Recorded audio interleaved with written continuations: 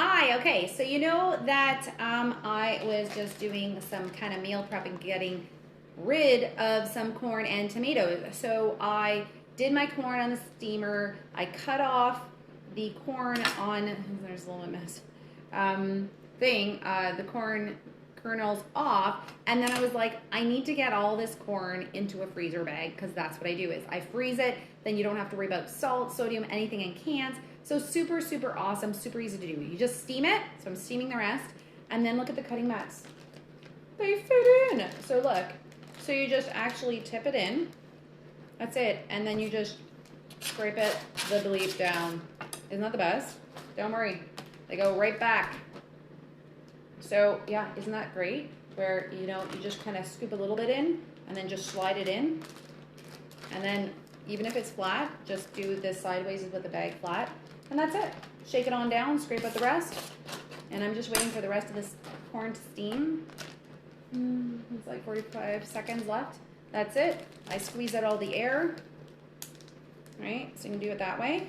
And might as well, if you want to save space instead of that way, I can still feel a little bit of air. What you're going to do is you're going to actually, you can do this with meat too. The problem of doing that though, okay, so I'm going to show you two different ways. You can either do it flat, so you can lay them on top of each other. Make sure that air is out. So it's very hard to get the air out this way, but you can kind of squeeze it out more that way. So if you do it that way, please layer your food on top of each other. This is more surface area, so that gives more of the cold to change in temperature and then pull out the water, which gives you that freezer burn. There is really no burn, there's no problem, it's just less palatable, and there's not moisture that stays in the food. So you can do it this way, just then layer all the corn on top, or if you want, scooch it on down, and that way there's less surface area for the water if there's any change in temperature, even small fluctuations, and over time moisture will come out of your food. So you want to kind of squeeze it as much as you can, or if you have food savers are great, and you can even do it that way, so you've got a little bit more coverage to make sure that the item stays frozen but the moisture doesn't pull out. So that means keeping all the air so that moisture will pull out into the air. That's your freezer burn. But that's a good way of meal prepping. No salt, no extra flavors, just take your seasonal stuff, and you'll have super healthy, way less sodium in your diet, which is like one of my number ones of where I realized you can totally cut out so much extra sodium. You don't need it. It's just to bring out the flavor. 70% of your sodium is in a package or a can or a box.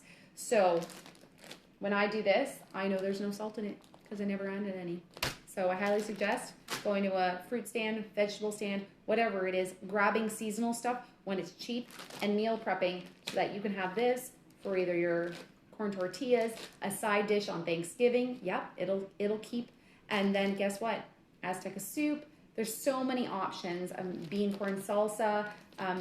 You tell me what you use, corn with, but I just thought I'd give you that little heads up that these cutting mats are fantastic for meal prep.